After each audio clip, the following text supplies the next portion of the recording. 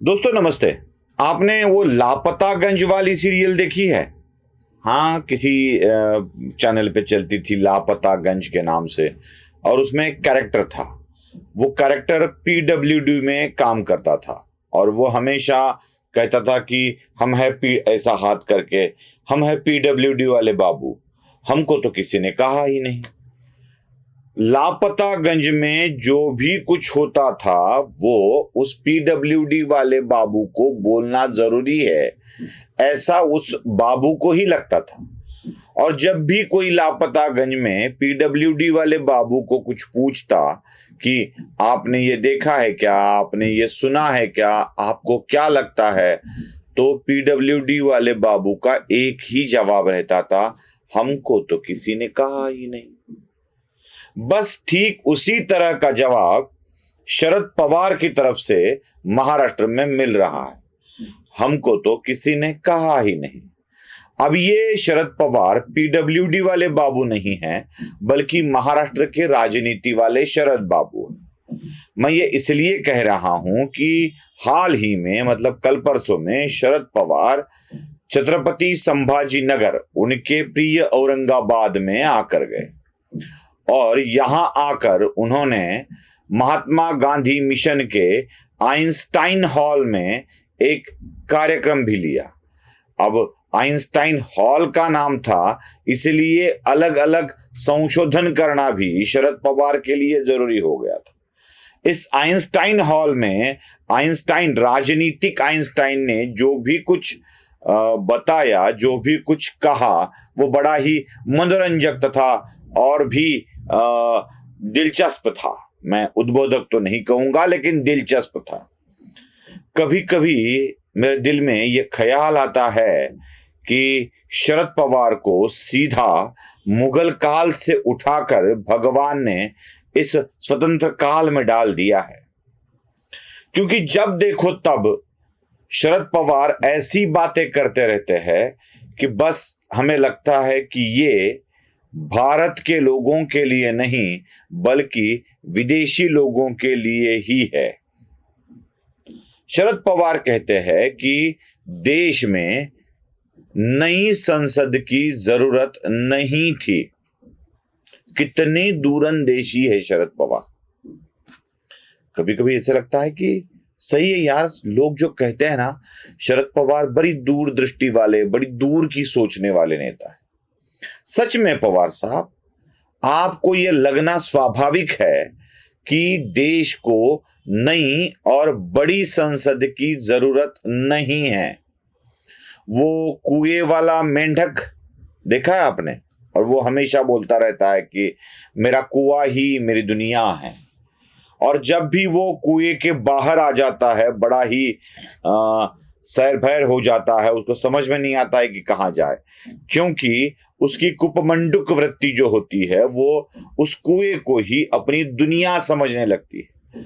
और इतनी बड़ी दुनिया लगती है कुआं उसको कि कुएं के बाहर आने के बाद ये क्या है उसके समझ में नहीं आता है। जो ज्यादा से ज्यादा 8 सांसद चुनकर ला पाए, और कम से कम 4, मतलब एक नैनो कार में बैठे इतने, जिनके सांसदों की दुनिया ही नैनो कार है, उनको बड़ी संसद जरूरी है ऐसा क्यों लगेगा?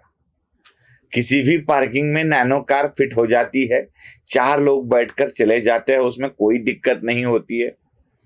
इसीलिए बड़ी संसद की जरूरत नहीं है, ये शरद पवार को लगना स्वाभाविक है। ज्यादा से ज्यादा 8, मतलब सुमो कार, वो भी किसी पार्किंग में बैठ जाती है। 8 से 4 के बीच में खेलने वाले शरद पवार, इनको क्या पता कि बड़ी संसद की जरूरत क्या होती है। और ये भी लगता है, कभी कभी मेरे दिल में ये भी ख्याल आता है कि शरद पवार की पार्टी आने वाले दिनों में बचेगी या नहीं बचेगी।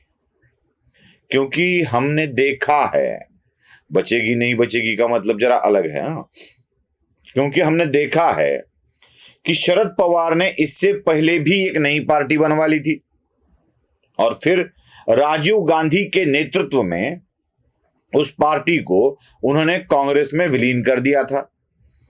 अब आने वाले काल में शरद पवार राहुल गांधी के नेतृत्व में अपनी पार्टी को विलीन कर सकते हैं।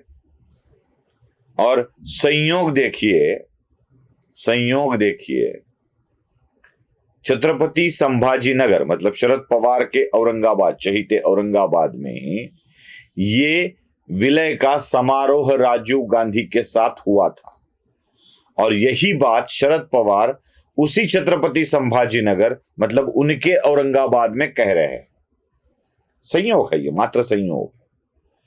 शायद शरद पवार इतनी दूर की सोच रहे हैं कि जब अपनी पार्टी सिकुड़ते सिकुड़ते नहीं बचेगी और कांग्रेस में विलय हो जाएगी तो शरद पवार के लिए नए संसद भवन की जरूरत ही क्या है। इसलिए शरद पवार ने कह दिया कि नए संसद भवन की कोई जरूरत नहीं थी। अब ये पीडब्ल्यूडी वाला बाबू वाला मामला जो मैंने शुरुआत में आपको बताया था, ये इसलिए है कि शरद पवार कहते अगर बनाना ही था तो हमें पूछ लेते, बोल देते, हमें बता देते हमें कि संसद बनानी है, और हमें बोल देते तो हम कुछ सुझाव देते। और सुझाव क्या देते? तो भैया काम इसको दे दो, ये करेगा, ये बांधेगा नया भवन, ये बनाएगा नई संसद, और जिसमें से बाकी महाराष्ट्र सदन के लिए सर जैसा छोड़ दीजिए, क्योंकि महाराष्ट्र सदन जब दिल्ली में बांधना था तो छगन भुजबल के साथ क्या क्या हुआ है ये हम सबको पता है, मैं उसके डिटेल में नहीं जाना चाहता। शायद शरद पवार को किसी ने इस संसद भवन के बारे में कहा ही नहीं, तो लगे शरद बाबू बोलने हमको किसी ने कहा ही नहीं, हमको किसी ने कहा ही नहीं।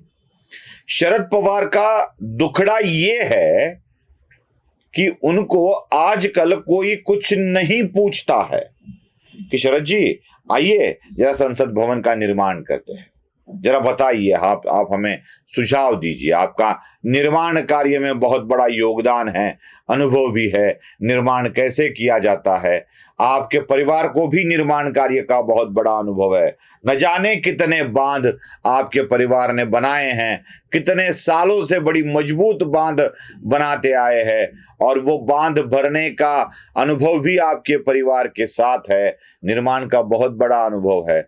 आपने महाराष्ट्र सदन का निर्माण किया, नहीं निर्माण किया, अगर उसमें कुछ करप्शन होता है तो निर्माण करने वालों को अंदर भी डाल दिया, भले ही अपना क्यों न हो। जब तक आपको पूरी तसल्ली नहीं हो जाती कि निर्माण कार्य हुआ है तब तक आप चुप नहीं बैठते हैं। इसलिए जरा आइए हमें भी समझाइए निर्माण कार्य कैसे होता है। ये शरद बाबू को किसी ने कहा ही नहीं, इसलिए शरद बाबू रूठे बैठे हैं और बार बार यही कह रहे हैं हमको तो किसी ने कहा ही नहीं। अब जाके कोई कह दे यार, रूठे हुए को मना ले और बोल दे चलो भाई नई संसद में चलना है, जब तक कांग्रेस में विलय न हो जाए तब तक तो कम से कम अधिवेशन में आके बैठ जाओ, बता दीजिएगा सब लोग। और एक बात और, 19 तारीख को याद रखिएगा। नमस्ते।